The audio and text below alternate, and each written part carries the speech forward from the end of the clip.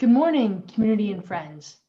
Thank you so much for joining us and PledgeLA this morning for a virtual town hall event, Lessons of the Moment, Rebuilding Equality and the Future of LA Tech. And thank you to our partner, PledgeLA, for making this event possible. PledgeLA is a coalition of venture capital and tech leaders that work to measurably increase diversity, inclusion, and community engagement within the LA tech ecosystem, accelerating access and opportunity for all Angelenos. Before we dive deeper into this subject and commence the discussion, a few housekeeping items. All attendees will be muted for the duration of the event. The speakers will be displayed on video throughout the discussion. Audience engagement and questions are encouraged. Please, submit your questions. There's a Q&A icon at the bottom of your screen. Hit that icon and submit your thoughts, your questions. We want to hear from you. A recording of the virtual event will be posted on the .LA website by the end of the day. And please make sure to sign up and subscribe to the .LA daily newsletter to catch every headline. Without further ado, we're here today to talk about everything that's been going on and as it pertains to LA's tech and startup community. We're hoping to, with audience engagement, identify some actions that leaders can, should, and hopefully will be taking to break down racial barriers to jobs and capital and to democratize economic opportunity for the region. The question is, how do we use the energy of the moment that has bubbled up to actively build a community that serves everyone? So our featured speakers here with us today. First, we have Austin Clements, partner at OPV and managing director of Grid110 South LA. Austin Clements, he's part of this early stage venture capital firm that's created to address the unmet investment needs of small business owners and the technologies that support them. He's serving as the chair of PledgeLA, an initiative created by the Annenberg Foundation and the mayor of Los Angeles that promotes civic engagement and diversity within the tech community. Today, PledgeLA has over 200 signatories. Hello, Austin. Hi, everyone. And thanks, Tami and .LA for putting this together. Important conversation. Happy to be here. Thank you. Jasson Crockett is the manager of economic policy for the Los Angeles Mayor's Office of Economic Development, a seasoned public speaker and financial analyst. Hello, Jasson. Hi, good morning. Good morning, Tami. Thank you, .LA, and the other panelists, and thank you to everyone who joined this conversation. And last but not least, we have Emily Slade, the co-founder and COO of Valence, a new tech platform and community incubated by Upfront Ventures that's focused on connecting Black professionals with mentorship, job opportunities, and capital. Before that, she was the global head of growth partnerships at Working Not Working, where she created their Work in Progress initiative, which connects the creative community with causes and social impact work. Throughout her career, she's focused on helping tech companies and startups scale strategically and authentically, contributing to the 1 billion IPO and sale of Active Network during her 7-year tenure there. Most recently, she's working as an indie film consultant, supporting the development of features including Man's Search for Meaning, based on the iconic memoir by Viktor Frankl, and she's LA chair of the Schusterman Family Foundation. Hello, Emily. Hey, Tami. Thank you so much for having me. I'm grateful to be here and be on this call. So thanks, .LA and panelists. All right. Well, thank you all. We have a great panel today. And without further ado, I really want to jump into the conversation today. And I hope that you guys all feel welcome, along with the audience, to join organically in this important subject. So, I think the first question that comes to mind is, how each of you have felt about the response from LA's tech community. What's been good, what could be better, and what have you hoped for? Why don't we start with you, Austin? Sure. the response from the LA tech community. I mean, you know, the reality is like everybody's trying to figure this out now. I mean, a week ago today, I remember my Twitter feed looking having it was almost like two very different feeds. There was a feed of like my Black friends and colleagues that everybody was talking about only this and all of the problems and all of the issues and all the frustrations and whatnot. And then there was the tech community broadly, LA and beyond, that was talking about work from home and you know, where there are opportunities or SoftBank or things like that. And you know what? Obviously, the conversation has shifted to where everybody is thinking about this. You know, it almost feels like COVID has COVID has certainly taken a backseat in the news cycle to the fact that, you know, there are protests in all 50 states and 12 additional countries around the world about the way that Black folks have been treated and mistreated by police and beyond. But so when I think about the response, like in aggregate, the fact that I'm very happy to see that the conversation has shifted so quickly. I mean, I say that and kind of almost have to laugh to myself because like this is the conversation that Black folks have wanted to have for the last several decades, I guess, and now, but people are paying attention, and you know, as a person who's cared about these issues for a long time, I have two options. I could either be, you know, like shaming people for like, why are you late to this party? Or I could be welcoming and say, hey, you know, thanks for showing up. And I tend to take the latter because that's going to be what makes the next decade look a lot different than the last. Thanks, Austin. Jasson, do you have thoughts around this? Yeah, it's so interesting in our office when COVID hit. I think there was an immediate response from the tech community on ways that they can directly help and support. And it was amazing and it was overwhelming. With what is happening right now, I think people's natural tendency to want to default to their professional skill sets and stay in their lane is somewhat exposed because you don't have kind of that. We have some of that. There are some tech leaders, companies that have said, how can I help? But I think for a lot of people, they don't necessarily see the connection of their professional career, their professional skill sets, and how it can address the current issue. And so I think what I would remind everyone is that this indeed is not a problem that tech can solve. And when I say this, I mean specifically police brutality against Black bodies. This is a human issue, but we are all human. And so I would encourage tech not to feel uncomfortable wading into this space simply because they are tech and they don't see a direct resolution from their professional skill set. Bring your humanity, bring your commonality as a Angelino and as a person. And I think there's a lot of value in that. We have seen many tech leaders reach out with just that same ethos. And so I'm hoping that many more will.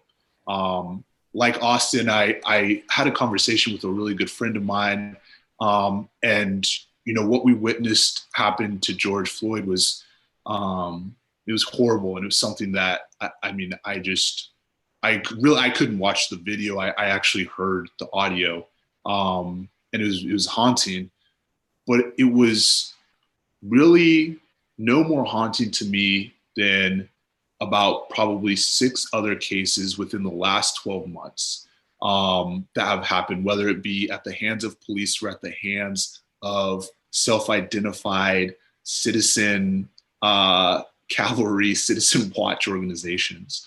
Again, primarily against Black bodies, both men and women. And so I think that this is getting a lot of attention right now because there's this moment in time where half of the country is sitting on their couch and has pretty much exhausted all of Netflix's catalog. And so this issue has captivated people for different reasons.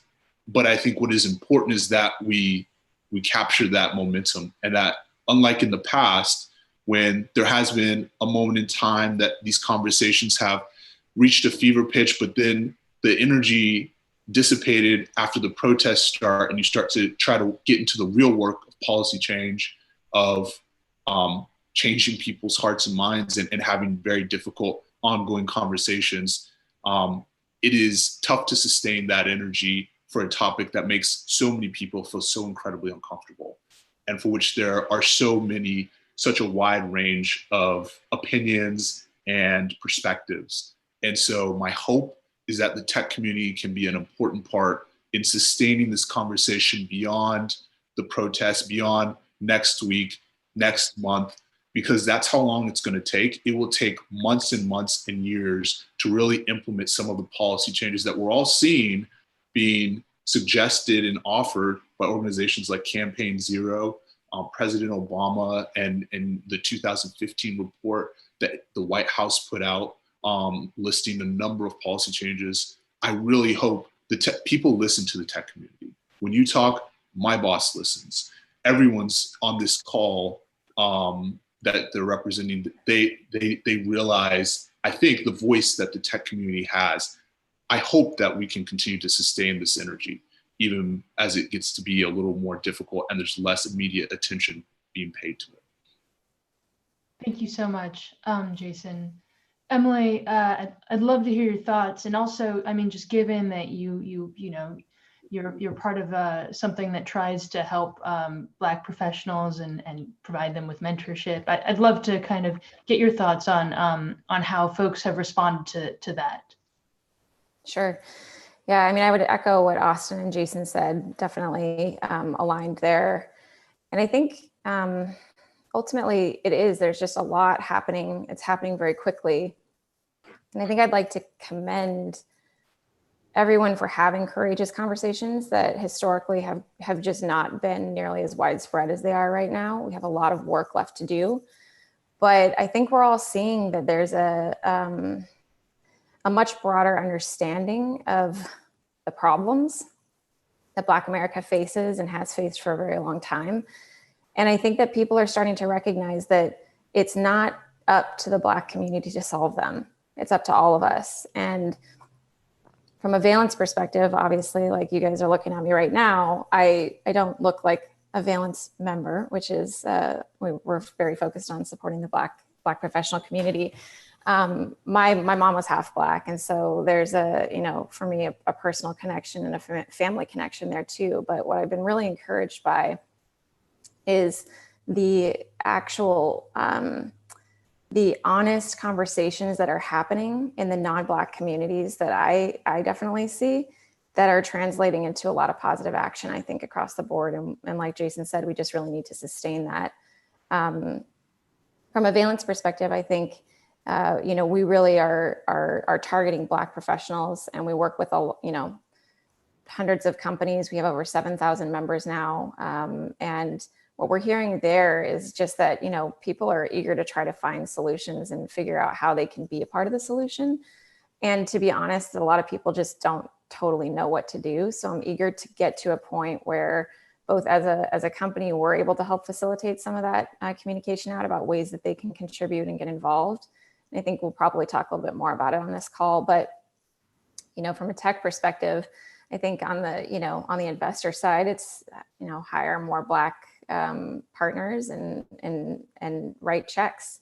And I think from a community or from a corporate side, whether you're, just an early startup or one that's more established, just really start thinking about that, your pipeline of talent, about the culture that you're creating at your company, and, try to make sure that you're listening right now. I think listening is very important. And so that's a couple of thoughts that I have. Thanks so much, Emily. Mm-hmm. Just sort of dovetailing with what, we just talked about, it's hard to forget that nearly 30 years ago, LA went through somewhat similar things after police officers were not actually charged with, were acquitted of crimes related to Rodney King's beating. And I would love to kind of get each of your thoughts on conversations that have taken place over the last several decades in LA. Has there been conversation around this in the tech community, in the startup community? Has there been awareness? To what degree? And, you know, to be able to really identify actions today, I feel like, I think it's really important to identify what has or has not happened in the past. So with that in mind, where has this conversation been before? What have people said in the past, or what have groups sort of brought up in the past, and what has or has not happened around diversity efforts? Why don't we start with you, Austin, if you don't mind taking the hot seat? Yeah, no problem. Yeah, I mean, really, when we talk about the startup community, especially if we're talking about LA, I think it's probably most relevant to look at like the last decade or so when, things really accelerated where there was a community. It's certainly been very successful in entrepreneurs in tech prior to 10 years ago, but really the last 10 years is sort of when things have ramped. And I think that coincided with early conversations around, in Silicon Valley, around diversifying the community and people acknowledging on some level that there are a lot of minorities, particularly Black and brown people, that have been left out, and no one could really seems to really understand why, or there have been all kinds of excuses from there's a pipeline problem to culture fit and every excuse that you could possibly come up with. But, I think that I haven't seen a lot of broadly accepted diversity efforts in tech.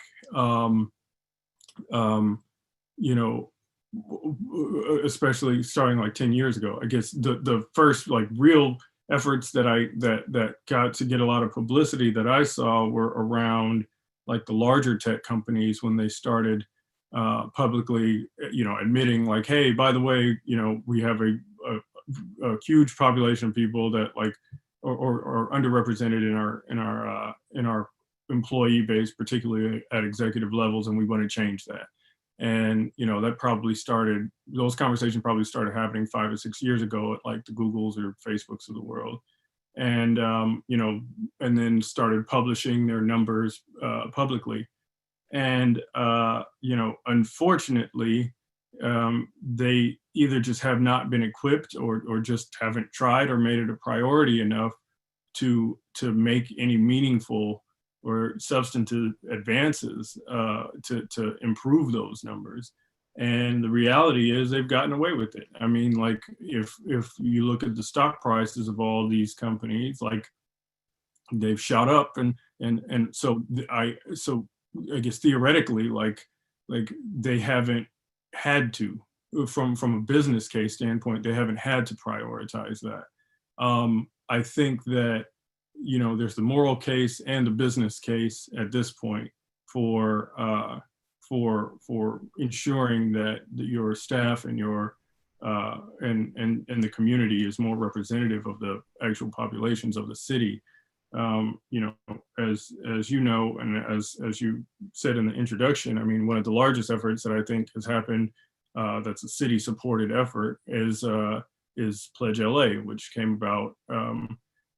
It started to form 2 years ago and really took shape at the top of last year. And we got buy-in from the city. I mean, what we felt like was that LA needs to build a different ecosystem. It needs to look a little bit different than, what traditional tech looks like. It needs to be more representative of the population of Los Angeles and reflect all the diversity we have here, which is one of our biggest and strongest assets. And so, when you have initiatives like that sort of come to fruition, and, immediately we had a couple dozen venture capital firms sign up, and then some startups sign up as well and take the pledge to improve those numbers, then it also translates to, a lot of momentum when now we have over 200, we have 215 members at this point with that are all involved. And so when I think about like large scale efforts, certainly I think that PledgeLA has created a model for that, and one that other cities have reached out to us to try to figure out how they could replicate and scale. I think Oakland also does a pretty decent job at that as well, and the things that we could learn from them. But just broadly, I think that this conversation is not, quite frankly, hasn't been taken seriously by tech prior to this past weekend. And Austin, you bring up PledgeLA, and you guys did a survey recently, and I think again this goes back to what you're talking about efforts, maybe good faith efforts, and then maybe a lack of resources. But I'd love to know how that how the survey turned out, and sort of what types of engagement you had with that, and what sort of conclusions, if any, you were able to draw from that survey. Sure. So the survey results we're going to announce pretty soon. Hopefully we could publish them with .LA in conjunction with that, or something like that. But what Tammy's referring to, for people not familiar, is PledgeLA stands on 3 pillars. The first is diversity, equity, and inclusion. The second is civic engagement, and the third is around data and accountability. The data and accountability piece ensures that we're actually making progress on the first 2 pieces. And one of the core way that we do the data and accountability is around sending out a survey to all the people that have taken the pledge, and that survey takes a look at all kinds of dimensions of employment, and who works at the company, and their involvement with the city, the diversity makeup, the sexual orientation makeup, income, how things like that are. There are, and we put together a report, and we'll release that soon. But some of the things that came out of that, a lot of them are not surprising, in that there's very much a gender pay gap in Los Angeles, just as there is in pretty much everywhere else in the nation.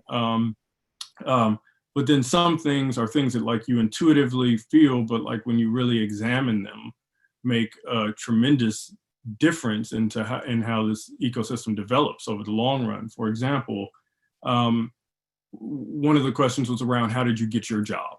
The reality is, the overwhelming percentage of white respondents to the survey got their job through a friend or a referral from someone that worked at the company itself.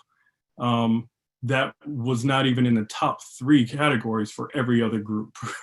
Or I think it wasn't in the top 3, right? It certainly wasn't number 1. And what that says is that, if you're not tied into this community, and these aren't your firsthand relationships, it's hard to actually break into this, because how are people getting jobs? They're getting jobs from people that are actually being referred in. Whereas if you're Black, you're literally replying to a LinkedIn post cold, and you're at a disadvantage, quite frankly. So if we want to think about how we're hiring, if we want to think about diversifying the industry, we have to take issues like that head on as a city, and say, what can we do to make sure that our outreach to these communities looks a little bit different? Because if we just keep asking everybody that's sitting in the room who else they know, then the room isn't going to look any different over time. Thanks so much, Austin. Emily, I'd love for your thoughts on that question, the initial question about, and feel free to weigh in on some of the other things that Austin said. Just what has this conversation looked like in the past, especially in LA's tech and business community, and what sort of changes have come from there, and what has that looked like? Yeah, I mean, again, I think Austin said a lot of what I think. I guess to kind of double down on a few things. I mean, we've seen more investment in what the industry calls DE&I, right? Diversity, equity, and inclusion, and belonging.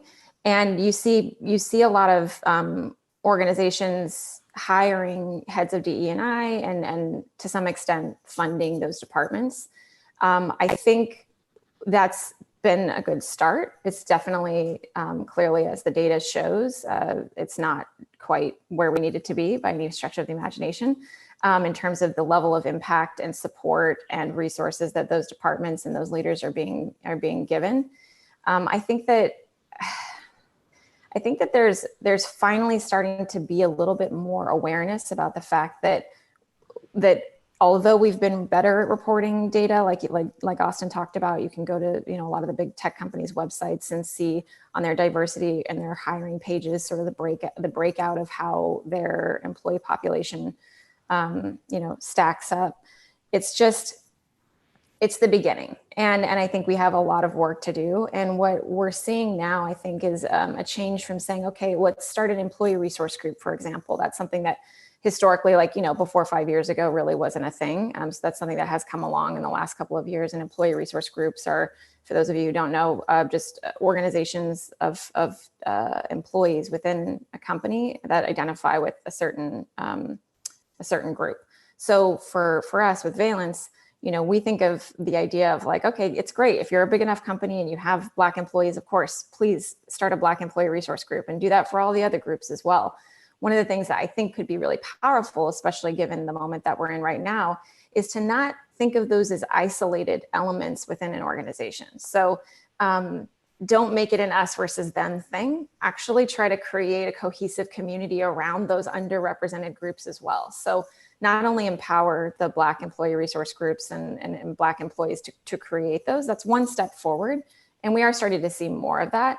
But also, I think right now, we really are recognizing the fact that this needs to be a united effort in order to make change. And I think, if you do look at the data that PledgeLA has been gathering, which, by the way, obviously huge shout out to them for the work that they're doing and for the fact that there is such a focus on the data, because it is the thing that's going to allow us to be held accountable and to move forward and to take the right steps when there's so much that we should be trying to address.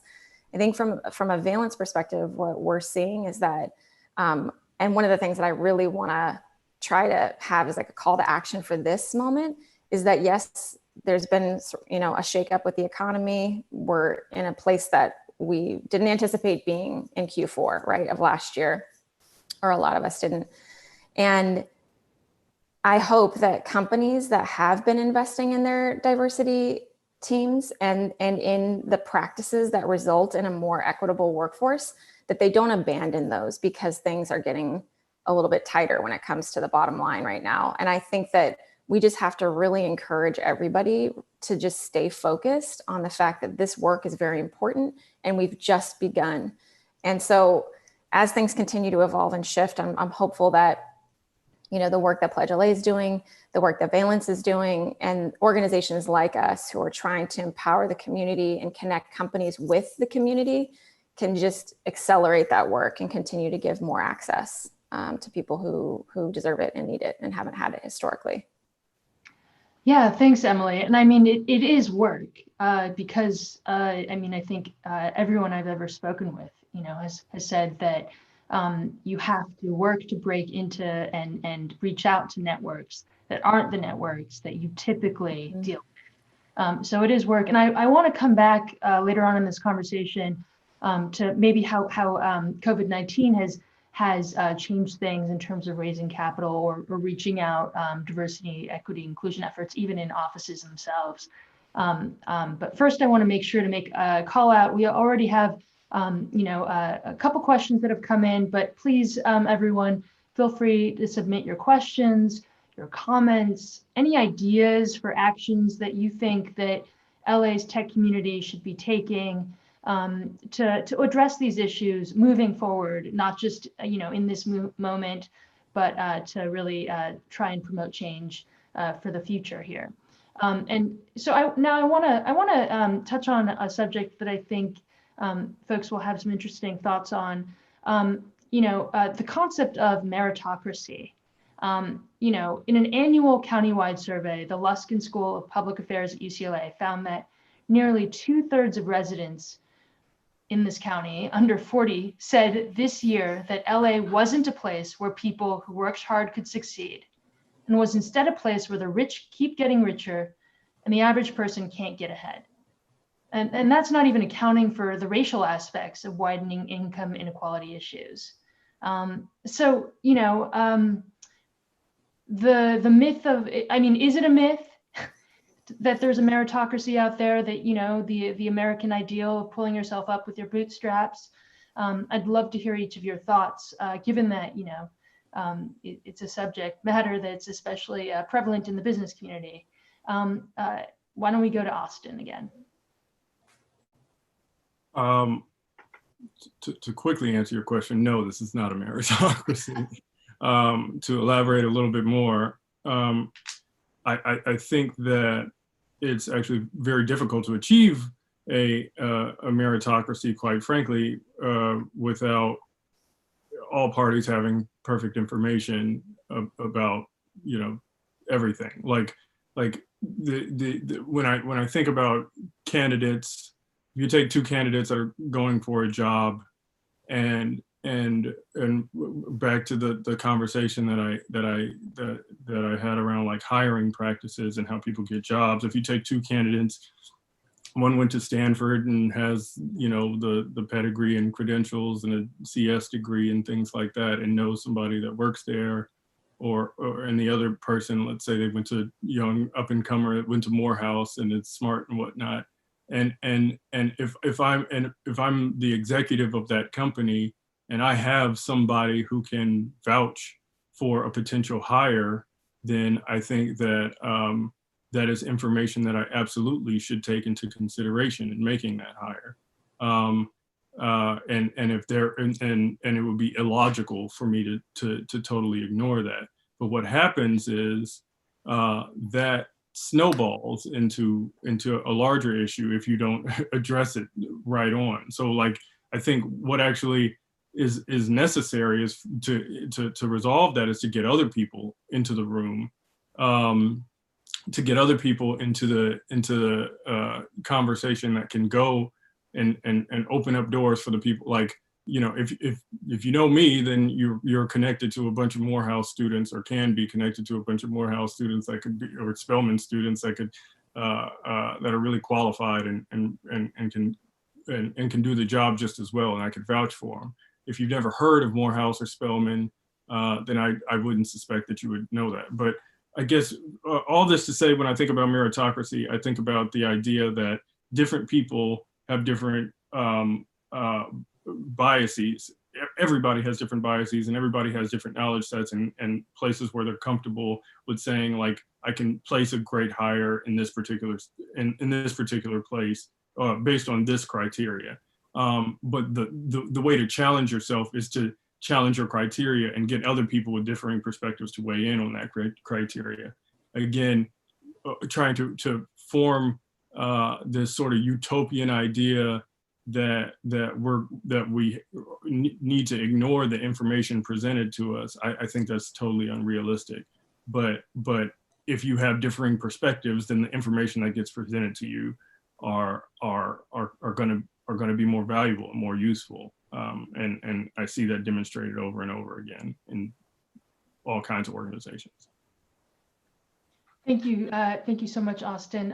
Jasson, do you have some thoughts around this concept of meritocracy? Yeah, ditto everything Austin said. Austin was making a point in the earlier reply to your question previously, just right before this one, that I think ties into this really nicely about the importance of networks. There's a really interesting stat that I saw a couple years ago that 80% of all jobs that are available and opened and will be filled are not posted publicly. And so we live in a world, and that's national. That's not just Los Angeles, but I think it's probably it's very true in Los Angeles. We live in a world in which your talent, your skill, and your ability and potential come secondary at best, probably tertiary to who you know. And when you start with that as the baseline, then by no way is this a meritocracy. Not even close. And I think that's the difficult thing. I used to be a teacher in a previous life, and I worked with at-risk young adults, 18 to 24-year-olds who had aged out of the LAUSD system, and we helped them get a high school diploma through a school. And it's almost like we continually feed this message of meritocracy to keep people going. Because if we all at in one voice admit we don't have a meritocracy right now, and there's no plan for how we're going to change it, we're just admitting it, that's a scary reality for a lot of people who are on the fringes of society and will say, well, shit, why am I trying then? But it's a real question. I think that all of us should be asking ourselves is what are we doing to acknowledge and support the efforts of everyone who is trying to make it and who have ability and talent? How are we recognizing that? How are we fostering that? And it does come with taking that scary step of admitting first and foremost collectively that we indeed do not have a meritocracy. Thanks, Jasson. Emily, would love to hear your thoughts. Yes, I think I'll just be brief because they both covered my thoughts as well. But I think when I think about the gatekeepers here, it's oftentimes recruiters, hiring managers within organizations. Obviously, within the startup ecosystem, you're talking about like early founding teams. Founding teams will probably typically look, obviously, everyone kind of typically looks into their own personal network first. And so what I think we're all saying is that you need to challenge your comfort with going outside of your comfort zone, right? So how are you, as somebody who's responsible for, which we all should be, diversifying or trying to work toward a more equitable tech ecosystem? How are you, when you make recommendations for people, making sure that you're thinking about how your own personal circle is actually going to affect who's put up for that job? So are you, as recruiters, I think it's super important to think about recruiting from historically Black colleges and universities. I think there's a lot of kind of, especially as a recruiter, generally some of these places to go and look. But I think as people who are, if you're like a hiring manager in this role, or if you're an executive and you know that you have a headcount of X, really push your people to invest their time in looking for and recruiting from alternative sources that they're not necessarily used to. And then I think also challenge your own criteria about what this person should be. So a lot of times what we'll see, especially with the larger tech companies, is that the criteria that they've established for the role already wipes out like a huge number of people that should be considered for it. So really challenge that criteria that you have about who you're trying to look for. And that way you can potentially see a much broader set of candidates that could end up really making a difference in terms of the overall culture and trajectory for your company. So I think it's obviously a big problem. I think what we're trying to do with Valence is definitely helping to solve that problem by allowing people within the community to just connect with a broader subset of other Black professionals. And so there's that. And then obviously on the company side, giving them access to this incredible community is a great step in the right direction, because as Austin mentioned before, it's not the pipeline problem. There's a myth there. And we're trying to make sure that excuse is no longer used. We want to totally eradicate that as a reason for why you can't find Black talent. So yeah, those are a couple thoughts. If I could add something quickly about, like, I know it's hard as hell to run a startup, right? Like, and you have 1,000 things that you want to juggle, and the idea of like prioritizing diversity, like early on, I get it. If you feel like that's not a like I need to get this product out the door to see if it even works. Like, yeah, sure, I'd like to hire Black people, but like I can't make that a priority or something like that. I understand where you're coming from. In the same breath, I have to say that you are compounding the difficulty of hiring minority talent in the future if you don't start thinking about it early. Nobody wants to be the first Black employee at your company. If you are, like, I promise you that. Like that, if it's 5 people, that's a lot different than if it's 50 people.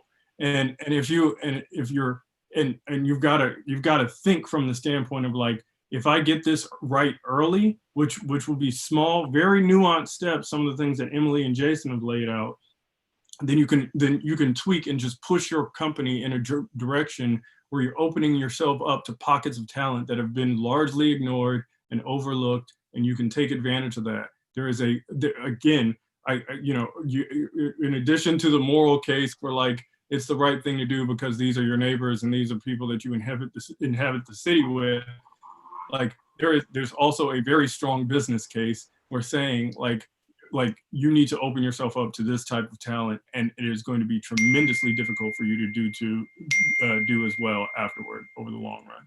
No, these are your neighbors, but these are also your customers. These are your users. Having that insight and input is so critical in product development and design. And I just, don't have to quote any reports. Many of the people on the line have probably seen this data and these reports that point time after time that more diverse teams are performing at a better level financially, from startup on up. And so Austin touches on a really important point: the degree to which you can begin instituting this thinking in your business earlier. It may be a difficult lift up front, but it just pays off dividends down the line. And it becomes so much easier as an organization, as a company grows. And I think this is one of the things that you asked a really good question, Tami, earlier about what's different from 20 years ago to now, or 30 years ago to now. When we were having these conversations, when a lot of these conversations were happening over the past 20, 10, 5 years even, it was about, you need to do this and you need to do that and go figure it out. There's a problem, everyone needs to figure it out. What I love about PledgeLA is the idea that we've created this community that is staffed by smart, capable people that is here to support this effort. So startups, established businesses, regardless of your size, you're not really alone in trying to figure out these problems right now. You're not really alone in trying to develop solutions and strategies for recruiting more diverse talent, because there's this entire community of people who raised their hands and said, we want to be a part of this and share our experience and our knowledge. And so you're collectively able to begin building off of one another's trials and errors and missteps and successes. And so as daunting as it seems, I think that is one of the key things that is different from a lot of the conversations that have taken place and are taking place nationally, is the idea that we're not just going to talk about it. We're not going to actually, even holding people accountable is great, but we're not going to stop there. We're actually going to put resources behind staffing this effort and being able to help and assist businesses that want to do this, but for whom this is not their core business model, and for whom this is, largely new conversations that they're having, and help them navigate this successfully. Thank you so much, Jasson. I think we have a bunch of questions coming in, which I think all of our panelists will really appreciate. I do have, at least one more question before we jump to those from the audience. How do you ensure accountability or action even when you lack power? When you're not the majority, in most cases, you lack the power to ensure that there is accountability, and you may face career implications that other people may not. There was an earlier comment about recruitment, and and when you talk about meritocracy and recruitment, obviously people don't necessarily come with the same resume. Because maybe they've been untested, people haven't bet on them, they haven't been given the same leadership opportunities. So, they might not be in that position of power to hold people accountable. And I'm sort of conflating a few things here, but I wanted to kind of contextualize too, in the survey that PledgeLA has put out to folks, I'm curious, especially on the startup level, what ability smaller companies with probably fewer people of diverse backgrounds, what ability they feel like, what ability they might have to weigh in a way that promotes accountability without being fearful. And so it's a hodgepodge of questions there, but I think I'd love for Austin to weigh in on them. Yeah, so I mean, the first thing to do, and I think I saw this in the Q&A as well, as I did a quick scan, was like the first thing to do as a small company is to have the conversation as a company. If you dedicate real time to speak about these issues, if it's, you know, it could be, you know, 4 white people in a room or whatever else, like that's totally fine. Let's say, all right, here as a company are issues that are affecting our communities, affecting our you know, people that we work with, our customers, things like that. Where does our company fit in addressing it? I think that a lot of people are even afraid to have those conversations because they're afraid not to say they're afraid they're going to say the wrong thing or ask the wrong question and be crucified, and it's really uncomfortable for them. I mean, the reality is, like, it's super uncomfortable, as you alluded to in the first part of your question, for a lot of people that are in those positions that have to go to work and act like everything's okay. It's certainly I heard that story time and time again at the end of last week, where they're not okay and they're going to work and they just have to, you know, turn in their report on time or meet deadlines or whatever else. Nobody's asking them about, like, how they're feeling, and they're dying inside. And so if you're not actively having those conversations, then I think you should do that.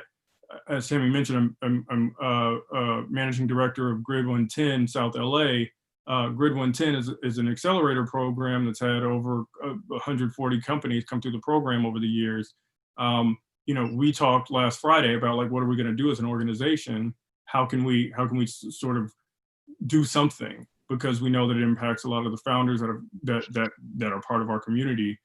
We decided to have a open forum where we were just going to discuss. We didn't write out an agenda. We didn't know the quote unquote right thing to do or what to say or how to solve problems or whatnot, but we knew that we needed to start the conversation. I think it's the last tweet that I tweeted, Austin LAC. You can see we just posted this morning basically what came out of that conversation, which was just a Zoom call just like this. We had 40 people join, so there were clearly a lot of interest in discussing the topic. But you could get some takeaways. We posted it on the blog on Grid110's website. But I would encourage everybody to really just start having the conversation, and you'd be surprised at how many resources can get shared that way. Jasson, Emily, either of you have thoughts? I'm sure everyone has a lot of thoughts. Yeah, and ask the question again, because I'm reading the questions in the Q&A, and there are a lot of really good ones. And well, why don't we hop over to that? Why don't we hop over to that? And you guys, we'll start with some. I mean, there are a bunch of questions about diversity, equity, and inclusion. Where companies where should they get started on that? You know, how to support early stage startups to adopt D&I efforts before workforce homogeneity is entrenched, while the organization might be fighting for survival at the same time. And, you know, so that, I mean, that's one question. I also want to add in another question about dealing with implicit bias, or, you know, and how to do hiring and recruiting while dealing with that implicit bias of you know, who's the best fit for the role, whether or not they're of one race or ethnicity or gender or another. So Jasson, why don't you start with that one? Implicit bias, I think the first thing to do is recognize it. If you, and it takes a degree of bravery, I acknowledge that, but I think being able to explicitly state, you know, upfront among hiring managers, HR teams, that we want to make an effort to acknowledge our own implicit bias. And so we are going to, and Emily made some really, really valid points around descriptions of positions and requirements, both, I think, requirements and kind of the nice to haves that job posts will often include, going through those and being very, very honest about what are the things that we know a specific group of people are likely not going to have exposure to, just by virtue of the fact that they have been, in many cases, locked out of these type of environments or opportunities. There just hasn't been that exposure. And what are the things that are absolutely critical to this role? And let's hire for those. Let's hire for the things that we have to have in order for this role to be successful. And I think many positions, there are absolutely some technical skills that are required. I don't think anyone on this call would suggest that you kind of like look beyond someone. If someone has to have a computer science degree, they have to have a computer science degree to do the work. What we're talking about is being able to look beyond just the degree, being able to find the skill sets and abilities and potential, even if it's not always explicitly stated on a resume because they didn't participate in this type of exact program. Identify the skill sets that you as an organization can build within a qualified candidate. But I think going back, Tami, to your initial point around implicit bias, you have to start by recognizing it and being honest about it and not trying to pretend like it doesn't exist.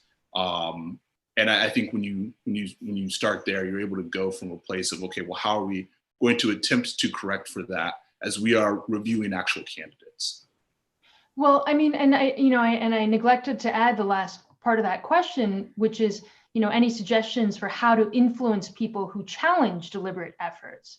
So, someone who might have done the work around implicit bias, who is dealing with other folks who haven't, and who may weigh in on hiring practices. Yeah, it's a tough one. Emily, it sounds like you were about to jump in. I don't know that I have an answer directly for that, but I think one of the things that, like, if you can put together a list of ideas that you propose, regardless of what role I don't know what role this person may have in the company that you're kind of asking about, but generally, like, looking at things like making sure that your interview panel is representative of the population too, right? Like, assuming you have some not underrepresented talent on your team, hopefully, remember that during that process, that's a whole funnel, if you will, right? So the ability to find and attract diverse talent is one part. The idea of once they're in the room with you and you're selling them on the role theoretically, right? Like, they may not be a fit at the end of the day, of course, but like, how do you present yourself to the community? So how do you present authentically? How do you do what you can as a panel of interview, people who host interviews, maybe try a little harder to think about what does that group look like? So when a candidate enters that funnel, they're seeing something that maybe even reflects back to them. And I think that the next phase of all of this, of course, we're talking about recruiting, but it's also about retention. It's about keeping and maintaining a culture that is a safe environment and an environment where talent that, diverse talent, Black talent does thrive and doesn't feel like that their opinions are less valid or that they don't have a voice. And that goes back to some of the other conversations we were having earlier around listening and around having asking the questions and being, open to having these uncomfortable conversations and opening the door to recognizing that this is something that we all have to be a part of fixing. Yeah, I mean, there's a lot that all of us have to do. I think that so far, what Jasson was just saying around making sure that, that you're open to it is definitely the first step. Yeah. And I think for this specific question, Tami, I'm not sure if the person who asked it, if their company has kind of a stated initiative or is making a concerted effort, it's a lot easier if this is something that is embraced by the company and by leadership versus being in the position of an HR manager trying to do this on their own. So I think getting buy-in, making this a priority issue, putting it on leadership's radar that this is an issue, that this is a problem that we want to try to work to correct for a lack of diversity within our company right now. And here are some ways that we're going to go about doing that. It also goes back to the point Austin mentioned earlier about having available that kind of census across your company on what you really what you really look like, and the degree to which you reflect the community that you're working in and that you are serving. Thank you. We have another question here, and I'm going to put two together again. One is, an anonymous attendee asks, I hear white VCs that seem, and we've touched on this a little bit, but that white VCs seem convinced there is a pipeline problem. How do you address that when it comes up?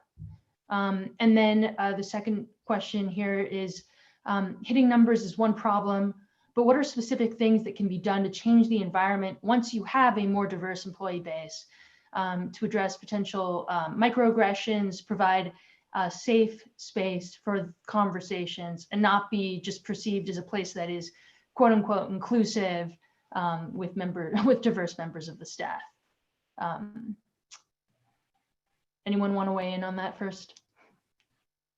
The first question was white VC's perception of there being a pipeline problem. Of a pipeline problem. And how to address that? Yeah, I mean, I'd Google pipeline problem VC and look at the countless articles that address that and send them a blog post or two. But I mean, the reality is I challenge them to say, like, have you ever explicitly said or publicly said that, like, you would like to work with more Black founders, and I think if you put one tweet out, I mean, I see plenty of VCs have done this over the last week, like, I'd like to mentor, I'd like to work with people, the people that have, surrounded themselves or have been talking to related communities, they show up and they say, all right, because they feel welcome now, and they'll reach out and they'll show you, and you've got to have an ear to listen for it, and you've got to I mean, we announced this Grid110 South LA program like less than a month ago, and closed applications less than like three weeks later, basically, and received dozens of applications that have come in from communities that come from these that people don't think do startups or make businesses, and this is like with relatively little outreach, so I think for those people that are having challenges with that, if they take the first step and extend publicly and say that they're welcome and say that they're opening their arms to people to mentor and to fund and things like that, people will take notice and reach out, and they'll see that the pipeline is there. They'll see that the talent is there. Mm-hmm. And go to Valence. And go to Valence. Oh, thanks for the plug, guys. Yes. No, I mean, it's definitely true. We've got hundreds, if not, we might even have thousands of Black founders on the platform. So if you're a VC, and this was Kobe, my co-founder, whose idea Valence this was a huge impetus for him creating it, was as a Black VC, he wanted better visibility into the community of Black founders too. And he was also the guy that a lot of the portfolio companies that he served, they'd, ask him, where do I find Black talent? And he'd have great answers, right? The kind of standard answers that you hear. But he was like, what if everybody was in one digital place? Like, what if you could wipe out the excuse completely? Like, if you really don't know where to look, we've solved that problem for you. And we're in the process of doing that. We still have a lot of work to do. But we're trying. And I think that, like, what I'm really encouraged by is that people are actually acknowledging that they don't know. And I think the fear for so long was that by even acknowledging that they didn't know, that they might be perceived as ignorant or that they hadn't done the work or whatever. And now people are coming to the table and saying, help me figure this out. And guess what? That question also, I think a big part of the answer that we need to provide collectively right now is that it's not up to just the Black people that to help you solve the problem.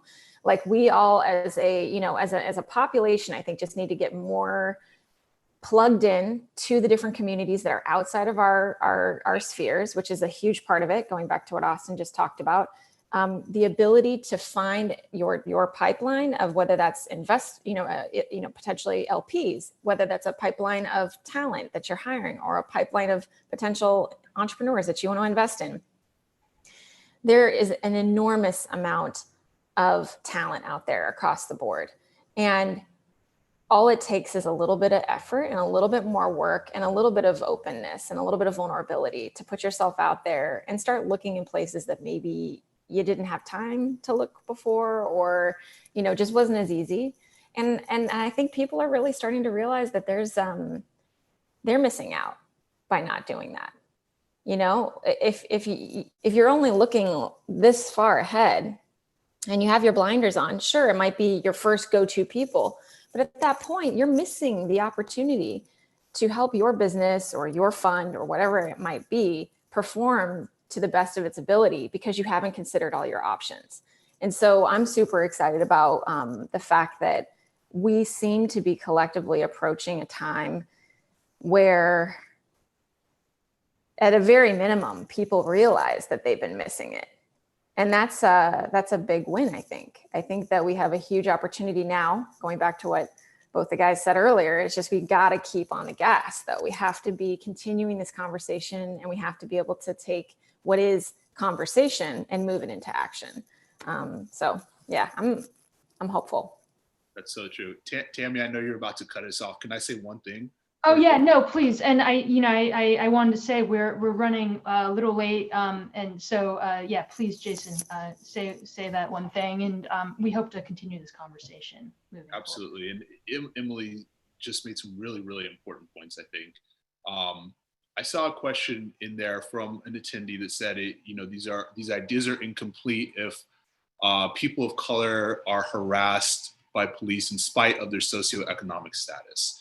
I would just want to say for everyone that, and I, correct me if I'm wrong, panel, but I think I feel comfortable speaking on behalf of the panel.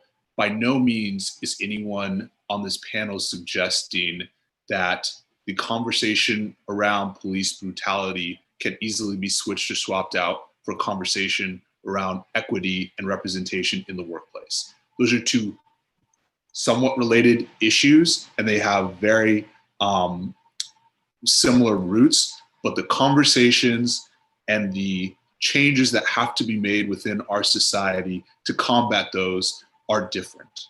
And this conversation, participating in this conversation today, does not absolve any of those of us who have seen on screen, whether it be over the last couple of days and weeks or for the duration of our lives, have seen police brutality and feel disgusted and want to do something.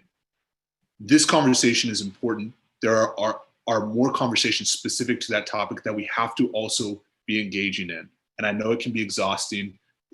I guarantee for everyone on this panel, I know we're all very tired, but it is so incredibly important that we also be seeking out those conversations and participating regardless of your race, background, beliefs, whatever you bring to the table. This is a moment in American history that we have to be having these honest conversations in a collective manner with everyone at the table. So I just wanted to say that. Thank you so much, Jasson. And thank you all for being here. I know that we've had a great conversation today, and I hope that we can continue this over the coming days, weeks, months, years. Please, this conversation will be on dot.LA's website later today, along with a story about it. Feel free to email me or email anyone on staff if you have further thoughts. And George Floyd's memorial is actually starting right now. I'm sending a message over chat if folks want to tune in. That's the link to the memorial. And everyone, be well, be safe, and thank you. Thank you. Thank you, Tami and dot.LA.